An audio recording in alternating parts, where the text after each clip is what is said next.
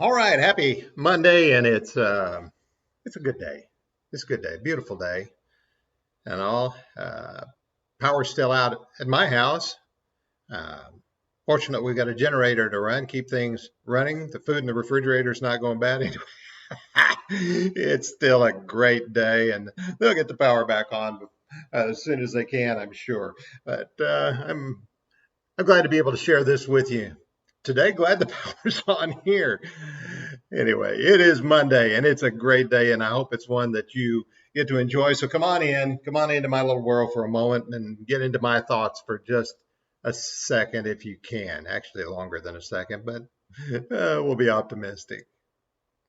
In my daily Bible reading, part of it was in the fifth chapter of John today, and I was reading about Jesus coming by that pool, the pool of Bethesda, the place that had five porches. And there he found a man who had obviously been ill for a long time, an invalid for a long time, 38 years, the scripture tells us.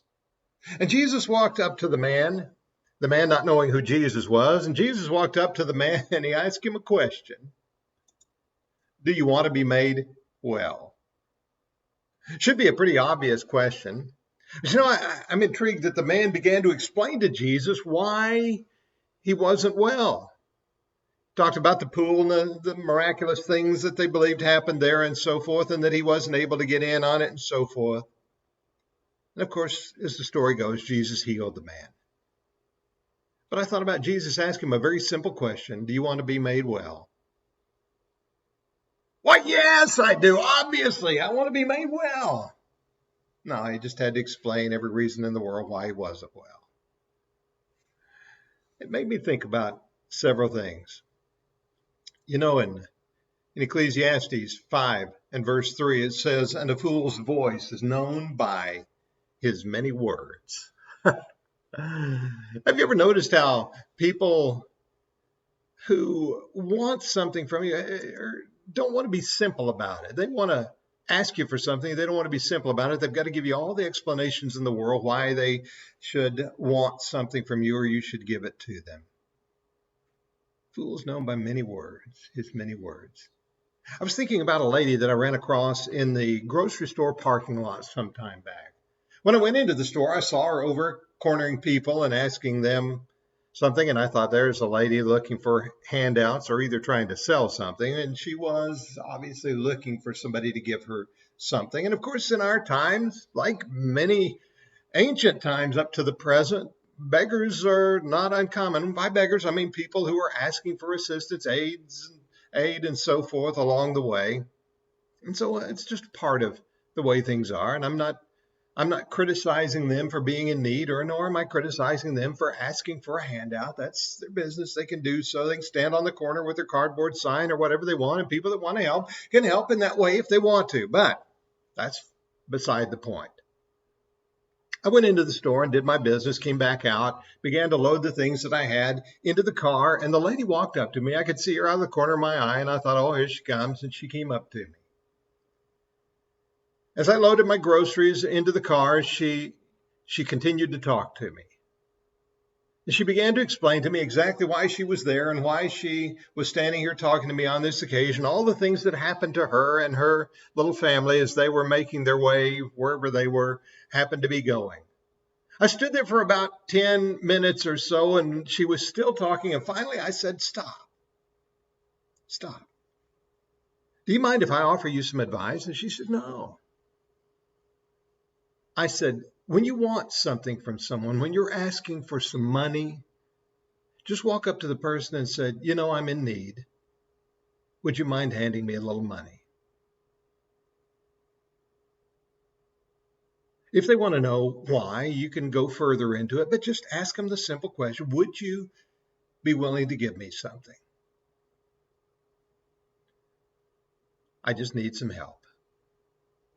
I think it's interesting why we feel like we've got to explain in detail all the things that stand out in our minds and to try to get past something. And over the years, I don't know how many people have come up with their stories, come inside the church building door, sat across the desk from me, and began to explain at great length why they are in need.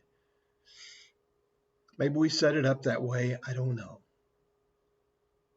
But I keep thinking about something that Jesus said, not on that occasion.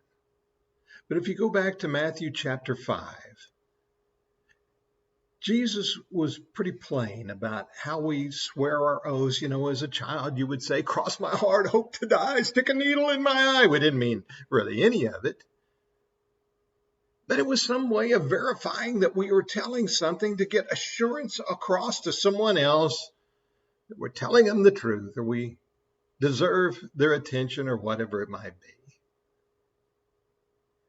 And in response to that, Jesus just simply says, let your yes be yes, and your no, no. For whatever is more than these is from the evil one. With many words, why not just give the simple answer? Why not just be real straightforward about it? There's the fellow that stood with his sign and simply said, I need a drink. At least it was straightforward. You appreciated the honesty. Wasn't going to help him either. But I sent the lady away. I said, if you'd come up to me and said, I just need some help. A few dollars, $1, 50 cents, that'd help me.